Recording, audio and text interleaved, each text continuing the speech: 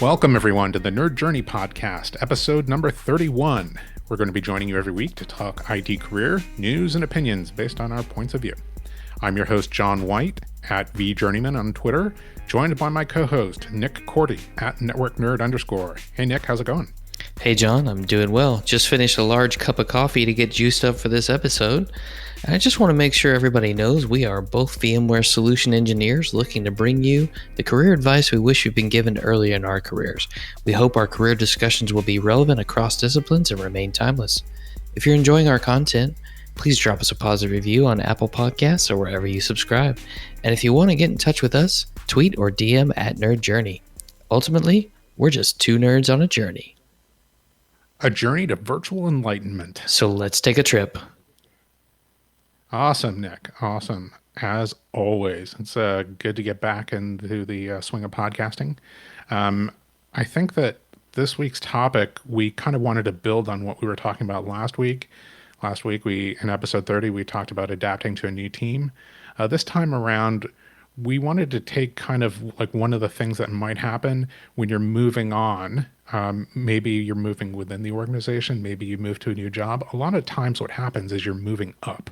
That's one of the reasons that we actually started this podcast, is to encourage people to move up in scale and to search for better employers. Sometimes we're stuck in dead-end positions. And, you know, part of what we're doing is trying to get people to get out of those situations. Well, when you're doing that, a lot of times you're moving to a bigger organization, more complexity. So we're going to call this scaling for the new endeavor. Yes, sir. Now, when you're moving on up, are you moving to the east side, or because you finally got a piece of the pie, or no? Get that deluxe apartment. That's part of it. Yeah, there you go. Now let's take a scenario here, John. As you said, let's suppose that you do go and join a large organization. So there are going to be some differences in what your past experience was as to what your future state is going to be. Suppose you worked for a small company on a team of 4 people in the IT department, and now you're on a team of 40. That's a pretty big difference. Yeah, definitely a big difference. Or maybe you had a few remote offices to support, maybe a couple, but now you have 20 or 30. Yeah, that could be a different, bigger change. Yeah. Maybe 2 data centers to, let's say, 10. Mm-hmm. 50 users to 5,000. That's a pretty big change, and we're going to talk about the intellectual and emotional challenges that you might face when making these kinds of changes, because you do have to do some things a little bit differently to scale up.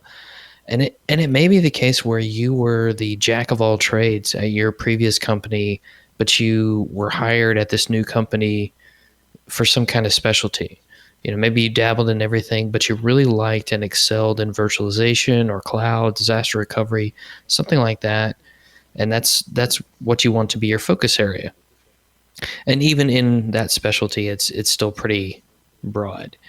And you know how it is, John. At smaller companies, they just don't have the number of physicians to open up and offer people, because there may not need to be that many separate roles just because of the company size. You may work yourself up to the highest skilled individual contributor and not really have anywhere to go. Have you ever been in a situation like that?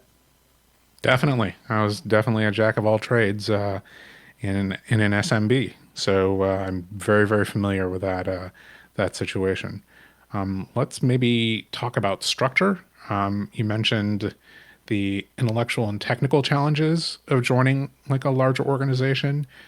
So let's cover that, and then we'll cover maybe emotional challenges of doing that, and then how do you move past those challenges? How do you conquer them? And in those 3 points, hopefully will help in any one of those situations, right? You don't even need to be changing. Maybe you could be moving into a larger role, right? Within an existing organization. It could be, you were in this little small pond, and then you move to like a larger pond inside the same organization. So any one of those things can happen. Intellectual, technical challenges, emotional challenges, and then how do we give you some advice to move past them? Sure. So if we start with those intellectual and technical challenges, probably the level of knowledge is going to be close to the same, but the scale is different. Think about it like we had a web server or two.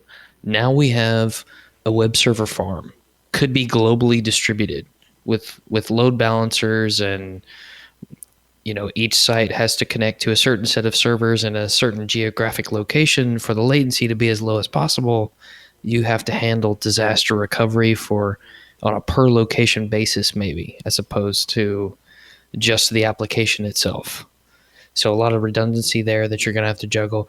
And these line of business applications, John, if you're talking about a massive company, that could be hundreds upon hundreds of servers to support that, or even thousands to support that line of business application. Because it's not just the database and the front end. You may have a workflow engine, an intelligence engine, all kinds of other add-on products when you're talking about these modularized systems that companies use. And even in addition to that, a large number of applications that you're probably going to have to support for different business units within the company, wouldn't you say? Yeah, definitely. So, a lot of times it's one or the other, right? Even in SMB, a lot of times you're using some kind of enterprise resource planning or centralized application. Imagine that at scale, right? For a company that's 10 or 100 times the size and scale, number of users, revenue that it's handling. There's a lot more complex processes sometimes, more modules, just because of the scale of the organizations. And then sometimes it's just, these organizations maybe they don't have a centralized application. Maybe it's distributed applications that all somehow need to pass data back and forth. So yeah, handling SLAs and disaster recovery for 10x, 100x the number of applications. Also a big thing. And then maybe even like doing internal software development. Maybe that's when you're an SMB, writing software for individual business units is not something that's done that often. It's definitely done a little bit more often when you get to the enterprise or just larger scale, right? So all those things. Yeah, and there's things that you can do ahead of time. I think that we've talked to people, and pretty common piece of advice that we have is always, when you're in your smaller position, think about what it is that you're doing and how you would scale it up. What if the organization that you're working for had to scale up like 10x or 100x? Have you set up that infrastructure? Again, maybe just taking the web server example, have you set it up to, be able to modularly add, additional web servers with, being able to plug load balancers in ahead of time? What if you had to be globally distributed and need a global load balancer? A lot of times, just that thought process of, hey, what if we acquired a company that was our size and we had to, scale? What if we had to do this? What if we had to, suddenly we had a super popular product and we had to scale 10x or 100x? What would we do in that situation? That thought experiment leads to an exposure of gaps that we have within our smaller organization or our internal knowledge that we would need to handle. Great, I have a small front end load balancer, but how do I handle 10x the traffic, 100x, 1000x? How do I do that in a distributed, globally load balanced manner? It's just a completely different scale, and sometimes because we haven't been asked to handle those things in the past, we haven't investigated them. So we have maybe kind of a bookmark in our brain of like, oh yeah, this is where I'd go and check on that. Well, if you are thinking about moving up and, it's become a goal of yours after, listening to some of our advice in the past and maybe changing what it is that you're doing and who you're working for, well, it's time to investigate, some of those bookmarks to get ahead of the game. Yeah, and hopefully, in an environment like this, you're probably going to have some sort of patching schedule that needs to be done every so often, and it's maybe different based on the different applications. And I just hope for everybody listening that if you do move to a large organization like this, that you have a very nice, lovely test environment that you can use, because I know in the smaller shops those are hard to come by. Sometimes we use part of our production environment as a test environment because it's required to do that, but or it's really old hardware that may not work so great.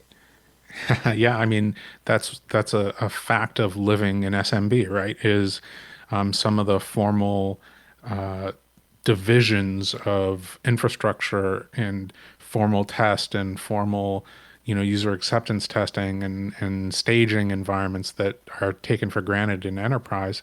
That's not a formalized process within a smaller business. So, just thinking about how you would even implement that, right, is sometimes something that would just benefit. What if I had to create a test plan, and demonstrate something, a change had passed. So what about the larger teams, Nick? I mean, that's a big deal, right? Sure. If you're joining a larger team, I would see this as an opportunity for more collaboration.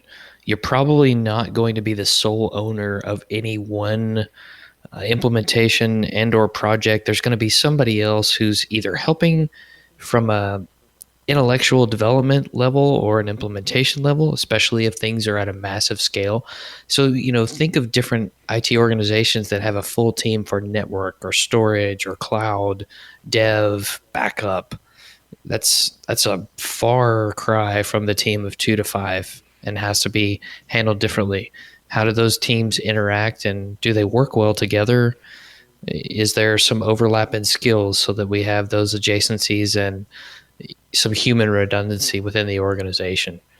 And with all this collaboration, multiple people working on the same project, hopefully there's some kind of change management in place that the smaller shop may not have. Could be multiple approval processes, which could take larger amounts of time than you might have had to wait in the small shop to get something new out of the gate. It seems like as the number of people who have to touch and approve something for it to go through increase, the time to market seems to increase as well. What are the swim lanes? What can each person do? What can they not do? I think you run into some more red tape in the larger organizations. What's your Yeah. experience? Yeah, I've definitely experienced all those things, and I think you kind of gave a good rundown of the things that you need to look out for. And so, the first piece of advice that we probably have is to take those things into account. It's one of the things that you're investigating about the new organization that you're joining. What are these things? What are the processes? What are the things that I don't know, the landmines that I don't want to trip over? Somebody somewhere has this information. So, you want to make sure that you don't make all the same mistakes that have been made already. You want to make brand new mistakes, right? I think that, once you have the beginnings of that map in your mind, and maybe you even want to write it down, you need to, or maybe while you're taking those things into account, you need to not get frustrated by some of the changes that come from a small organization to a large organization. There's guardrails, there's change management. They're all there for a reason. And the reason is, without those things, mistakes were made in the past, that brought things down and cost the company money, downtime equaling money. And and all of those things, are, somebody had this idea like, hey, we need to not have that happen again. And here's this level of process management, change management, organizational management that needs to be put in place to avoid it. And it's because, larger organizations, they have to think about risk differently than smaller organizations. A lot of times smaller organizations have the ability to be nimble, to take risk, to break things, and downtime doesn't cost that much, because the things that you're breaking aren't, that severe. If the two accountants, who work for the organization have to take lunch 30 minutes early, and while you fix their accounting application, that's not that big a deal. If people need to go home, 45 minutes early, while you fix something, not that big a deal. When you're dealing with hundreds and thousands of people, those same mistakes are costing a whole lot of money. So, those larger organizations again are thinking about risk differently. The costs of downtime, service interruptions are at a different scale. And yeah, that does slow things down, and that can be frustrating. But again, hopefully you have multiple environments, a test environment, a development environment that you can, do those things, make those changes, demonstrate, and get some, formalized user acceptance testing, so you can promote, on whatever schedule needs to be followed by that organization. It's funny. I say all those things, Nick, and I was just thinking, actually, as the organizations get even larger, when they get to web scale, they think about risk even differently than just risk avoidance. Like if you think about like the site reliability engineer methodology for like a that grew out of Google, I think, and we'll try to include a link to the SRE handbook. I think there's an open version of that.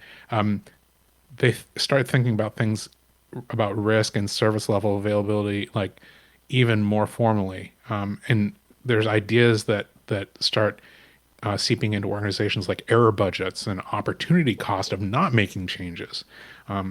That really should, hopefully start filtering down into enterprise, a little bit faster than it has filtered down, right? Like, for example, when you're when you put guardrails in to make sure that you're not going to cause an outage, the things that you're slowing down might be costing the organization money by not being implemented, right? And that's opportunity cost. Okay, so we had a faster, reducing time to market of critical new features is a big deal for some organizations. So sometimes what I've found in these larger organizations, if you have an error budget and you're not hitting it, that means that you're being too conservative, right? So if you're below your error budget, then that means that you're not going fast enough, right? You're not breaking things enough, and you could have been pushing things forward much faster. I don't know if you've run into that kind of thinking yet, Nick, but have you heard about this like idea and this methodology? So I've never heard the term error budget, but I do remember a previous Spice World where Tom Lemoncelli, the author of The Practice of Network and System Administration, as well as Time Management for System Administrators, was speaking to us. And he said, if a process or procedure seems risky, do it often, which when you think about it, it sounds a little bit counterintuitive at first, but if you're doing things that seem risky really often, you're going to get really good at doing them. And that's how these large organizations got good at releasing code so fast, so quickly, because they broke stuff, but they broke it, as you said, in an acceptable manner. And it also reminds me of this upgrade of a particular ERP system that Tom Delicati and I did a while back. And we set the precedent with management that, hey, there are going to be things that go wrong, but with our upgrade, we're going to meet these requirements at a minimum and be able to transact these things to continue to run the business. And these other items will be lower priority, but it will allow us to get this done, way faster than we would have otherwise. We're not going to plan for a year. We're going to plan for a few weeks or a month and test it a couple of times, and we're going to go for it. But they were okay with having that stuff break.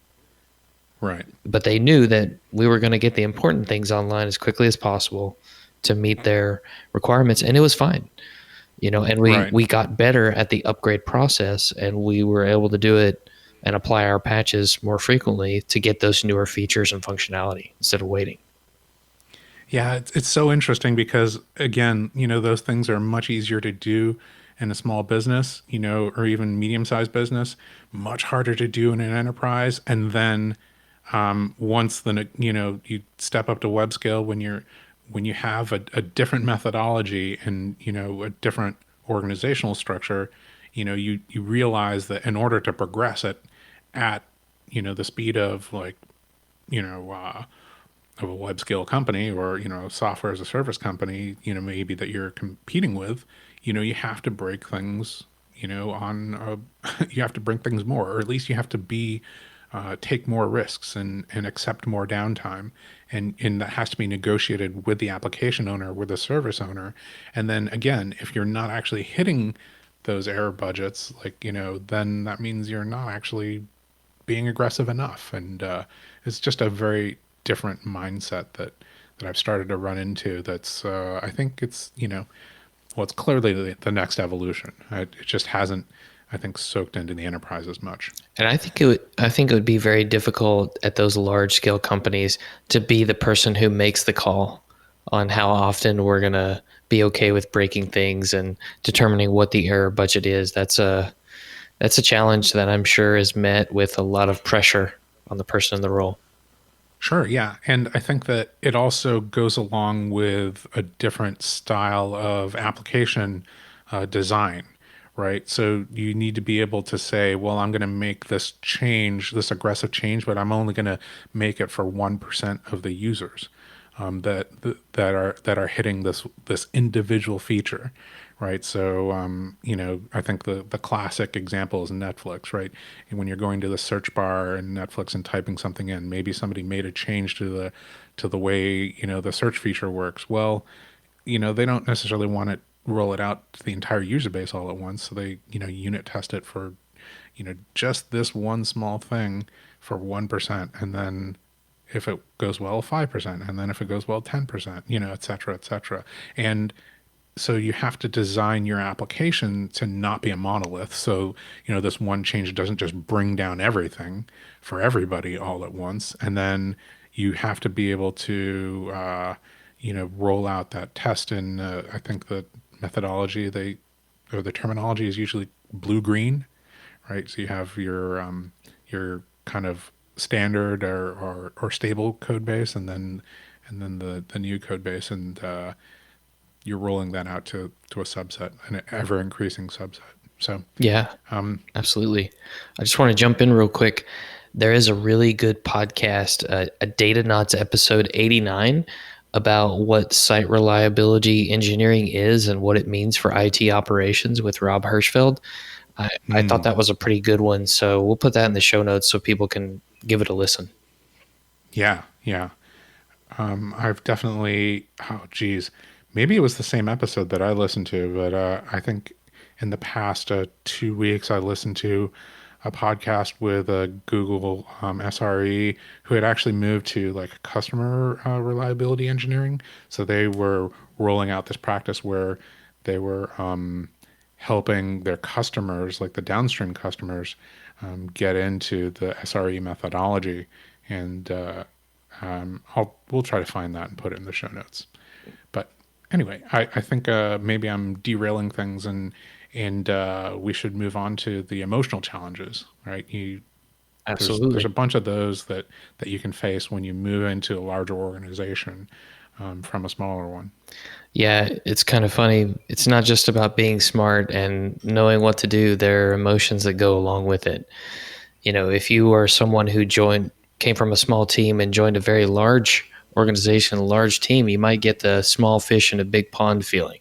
I know it was kind of like that for me when I first joined VMware, working on small teams, and then, okay, I'm on a team of 8 to 12 people who do what I do, and the organization has thousands upon thousands of people. So you might have this general feeling of discomfort. Like, this is not what I'm used to. It's not comfortable. That's not necessarily a bad feeling. It obviously helps you grow, but that discomfort's going to be there, and sometimes that can really rattle people. Mm. You know, even though you're going to be doing things they're somewhat familiar, right? From a technical standpoint, there's still going to be things that are new processes to learn that, as you said earlier, were put in place because of the size of the organization and to make sure we minimize our errors, excuse me. And there may be political barriers that you have to come across and break through that maybe weren't there before because of the size of the organization. And I think it also goes back to this innate fear that there are higher stakes. Just like we said a minute ago, if something goes down, it it can affect a lot more dollars and a lot more people when it does go down. And if I'm the person who makes the change that caused that, am I going to get fired automatically? I don't want to touch that, right, John? That's Right. scary. Yeah, definitely scary. It's that scale and the blast radius of a mistake, right? Absolutely. Don't be that guy or gal. And A lot of times we get imposter syndrome. We talked about that in a previous episode, but I think it rings true a lot of the time when you're making a change such as this. You might just not have the confidence because, number one, you may not have done the things you're being asked to do before. A lot of the time, you're just not going to be confident because you haven't done it.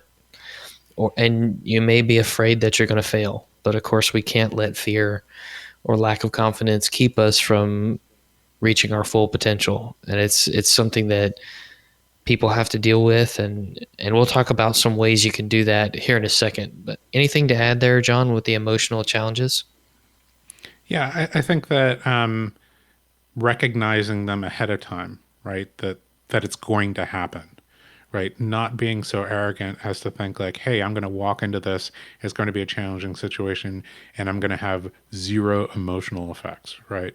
I'm never going to feel uncomfortable, right? That's just not the case. The whole idea of moving to a large organization and facing challenges is that they are challenging, right? So just having that idea going in just needs to be part of it, right? So that you know that this is going to happen, right? It should happen.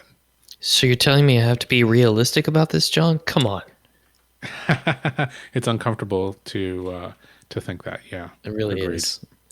So all these challenges that we've talked about, it'd probably be good for us to talk about how to overcome them. Yeah, definitely. Because, I mean, as part of the John White School of Mentoring curricula, we want to help you overcome challenges. And if you're out there and you're getting too emotional about this new change and this new scale, send that tweet out to @Nerd Journey for pricing and packaging today. We'll get you some of John's time so that you can push past the challenges. But hey, product placement over, getting past these intellectual and technical challenges, you have to understand that you got the job. You did the Yeah, work. You were the person that was selected. The manager or managers felt like, okay, this person can do the job. That must mean you had the technical chops and the ability to learn, or hopefully, right? yeah, yeah. Hopefully you did. But Like you either had the skills that they needed, or they said to themselves, "Hey, this is somebody that we can train." mhm, And a good organization would never expect you to walk in the door with everything that they needed, right? It's always about or should at least be about partially about your potential, not about what you had right away coming out the gate. absolutely. And you have to train yourself to think at scale. It takes a little bit of time. You have some basics that you learned, maybe some basic concepts if we go back to the web server and building one, how it works, how it gets accessed, how it gets secured, where it lives, how it interacts with other systems. But doing that with a farm, with load balancers, with intelligent routing, that might not be something you've done before. So you're going to have to take some time to learn it. As you said, maybe it's training from someone else on the team or a class you take. And, a lot of products today have reference architectures. And these reference architectures are built so that you can look at something in its full scale, or at least a greater scale than, just a few users. It shows you the depth and breadth of how the technology can be run at a what we call enterprise scale. And I have to go back to episode 14 of the Explore VM podcast on making the move to the enterprise. I remember talking with Paul Woodward Jr. And AJ Kuftik about this. How do you scale your thinking and your abilities to get to that enterprise level? And I think they did a really good job having a discussion in that episode. Yeah, an idea for a future episode would be to have both of them on to our podcast and maybe do like a follow up, right? Because I Oh, yeah. feel like having going back and like listened to that episode recently, I felt like, oh wow, they did like a really good part one or introduction, and there's all these different follow ups that can happen that we could maybe talk to them about. Just that enterprise scale for anybody's career journey, right? Mm-hmm. Yeah, absolutely. Yeah. I really liked what you said about reference architectures. One thing that I've been doing, obviously we both work for VMware. So my real world experience with this is going and looking at the VMware validated designs. And I've been reading through those, for my customers and some of the next generation architectures that they're investigating. And one of the fascinating things is the level of documentation that goes into those designs and those architectures. And when you read those things, you start to understand the thinking of the people who wrote them, right? And when you start to understand how they think and how they approach problem solving and architecture design, then you start to think that way. Another resource would be to go, again, that I kind of, my real world is to investigate the VMware certified design expert and their design methodology, right? Their architectural methodology. What are the customer goals? What are the constraints that the customer faces? As a result, what are, as you're moving forward, when you make assumptions about things, can you document those just to make sure, right? And then decision points. And when you made a decision, document why you made the decision, and how it refers back to what the customer goals were. And then, maybe some what if scenarios. If, we're designing it this way, one of the things that the customer said is like, well, we expect growth in 30%. Well, if this design had to grow to accommodate 30% growth, what is the direction that it would need to go in order to handle that? Is it just, simple vertical scale? Is it horizontal scale? All of those things that happen, you need to just think about ahead of time, document while you're doing your designs, and refer back to those things, right? So just that level of thinking by starting to read reference architectures, are really good ones, and starting to investigate, design methodologies by really good architects, it just changes your outlook and how you look at architectural, IT architecture, technology architecture. And it's absolutely enthralling bedtime reading too, right? I actually find it enthralling. Like, maybe that's not the right way to talk about it. It's not, when you're trying to solve a problem or trying to understand a design and why somebody or why a design is the way it is, you just have to dig into it. And then eventually some of the times you have to go to the people who wrote it and go, well, listen, why is it this way and not the other way? Right. And part of their level of training is to say, theoretically to document why they did things one way and not the other way. And sometimes, there's just something there that you don't understand, and it's how you learn. Right. So, getting access to those reference architectures, usually vendors publish them, and then they have all the contact information about the people who wrote that documentation, or the team that's, in charge of answering questions about it. Right. So, and that's, doing that is how you learn. Right. You learn from people that are better than you Yes, you or have do. more experience. And it really lets you think a little bit more, because there may be other systems or applications at work in this larger ecosystem blueprint that your implementation is just a small part of, that you hadn't considered before, from an interoperability standpoint, that will help you grow and learn, and next time you'll know. Yeah, I think AJ had some like really interesting things to say in that Explore VM podcast. He's like, well, one of the things that you need to take into account is when you implement things a certain way is what about the people that this is impacting? If you're designing your network architecture in a certain way, how long is it going to take for the network implementation people to like make changes as you need changes made? Like, is it going to strain their resources? The people that are going to be operating this thing, how much training are they going to need to operate it? Just things like that you need to take into account when you're doing design and thinking about systems. Again, it's design scale and system scale. Like, when you're in an SMB, it's like you can just like look at the person at the cube next to you and go, hey, I'm thinking about doing it this way. How long is it going to take you to spin up on that? And they're like, I can do that over a weekend. Well, when you have like a team of like, 200 people, you can't do that anymore, right? It's somebody else's job, and it's impacting, you know, a bunch of people, right? So all of those things need to be taken into account, and that thinking at scale is just so important. I like it. Now, thinking at scale sometimes, John, could cause you to get emotional. How are you going to get past those emotional challenges? Got to go into that. And I think you have to tell yourself again, you got the job, you deserve to be here. Hmm. Don't feel like you don't deserve to be in your skin or in your shoes because you worked hard, you made it to there. Now, you need to play to win and not play to lose.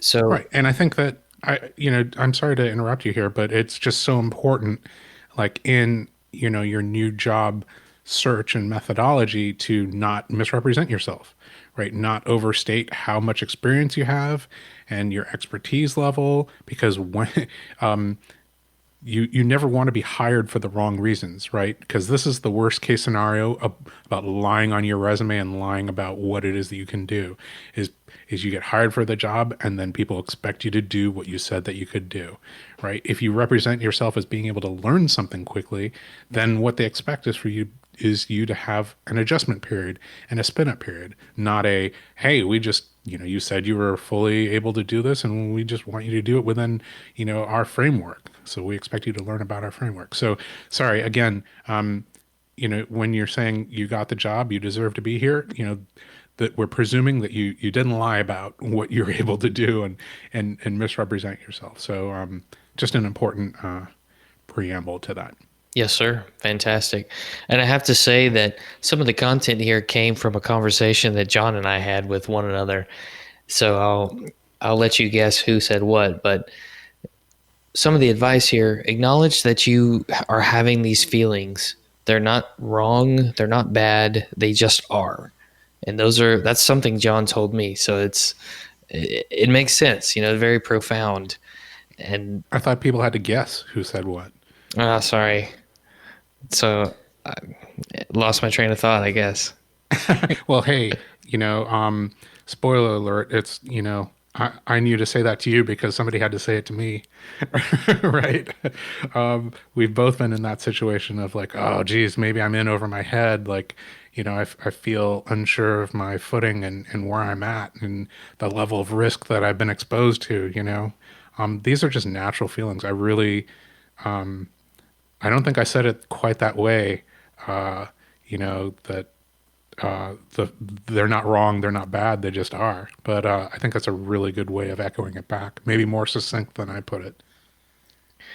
And you can tell yourself, I know I'm okay, I just don't feel okay. Oh man, that's a really great way to put it. Yeah. And and at some point the convergence of being okay and feeling okay will happen, but it's going to take some time. So you're going to feel that way for a little while, and you have to just be all right with that and know that it will Yeah. pass. Yeah, I really like this framing, and it just reminds me of I think something that we've maybe you and I have talked about. I don't remember if we talked about it on the podcast, but the separation of like your intellectual reality and your emotional reality, right? So you can intellectually know that things are fine, that you're going to learn how to do things correctly and get there.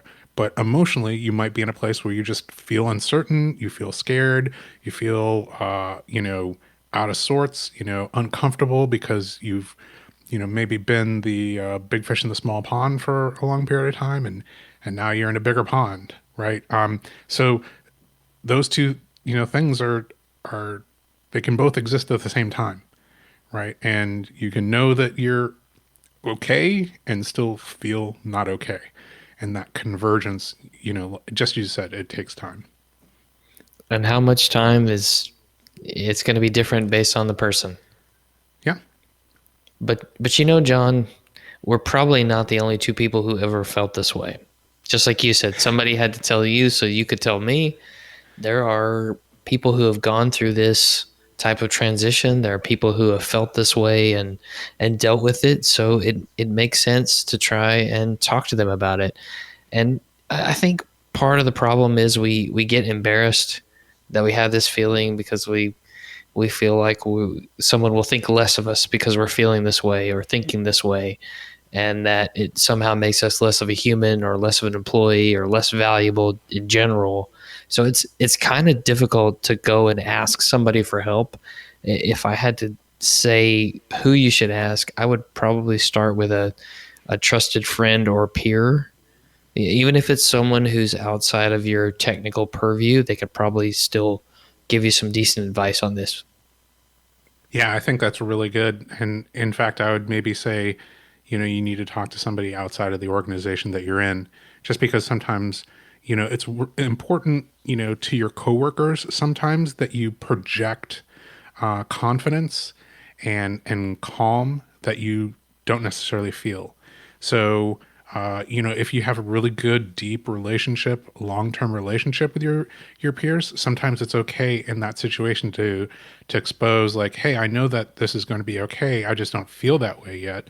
And sometimes when you're new to an organization, it's not okay. I mean, it should be okay, but it just makes everybody else then uncomfortable with you because you feel uncomfortable and you're new, right? So in those situations, where you don't know who you can trust with, emotional conversations, it's best to go back to people that you already know that you can trust with those conversations that are outside that organization, so they don't filter back in to people that you don't know if you can have those conversations yet, right? You need to find that safe space. And I'll just say, if anybody out there is listening and needs a safe space, John and I would be happy to have a private call with you that's not recorded. You can tell us your hopes, dreams, emotions, and we'll at least listen. Because sometimes just having someone listen to you is really, really helpful. Yeah, I don't know how many times it's happened where I've like unloaded, my, uncertainty to somebody, and then they echo it back to me and I go, "Oh, yeah, that is what I'm saying." Like they have this outside perspective, and they're not emotionally invested in a specific situation, and they say back to me something that I've said, but more concise, and or they point out that there's a dependency on something that I'm missing, or there's a I'm stressing about something that I don't have any control over, and missing things about the things things that I do have control over. And it's you just have that's what happens when you get emotional about things, and what happens when you have people that you can go to that can point those things out. Yes, sir. And if we could all think about situations in an emotionless way, it'd make things easier, wouldn't it? But then we'd be robots. Yeah, we'd be less human. Definitely less human. Very cool. Yeah, and again, I think we've talked in other episodes about professional networking, to have those outside people that are local to us, and can talk us through those situations, and in cultivating mentor relationships. So you can have a person like that. Again, theoretically, when you're new to an organization outside that organization, so you have that support, man. And I will, double down on what Nick said. If that's something that you need and you just don't have anybody around you, we're, I think either one of us would be happy to take your call, and talk you through, those things, and maybe be that echo, back to you of what your situation is, and hopefully that's helpful. Well, Nick, I think that's it for that topic, and everything we had planned. Anything pop into your mind while we were talking before we close out? One more plug for the John White School of Mentoring. Don't forget, send that tweet to @NerdJourney for pricing and packaging. But just a reminder, we want people to subscribe and give us a positive review on Apple Podcasts or wherever you're listening. We want to know if we're being helpful and are always looking for interesting questions to ponder. We're collectively on Twitter @NerdJourney. All right. Farewell, listeners. Tune in next time as the journey continues. I'm John White @VJourneyman, for Nick Cordy @NetworkNerd_, signing off. Adios.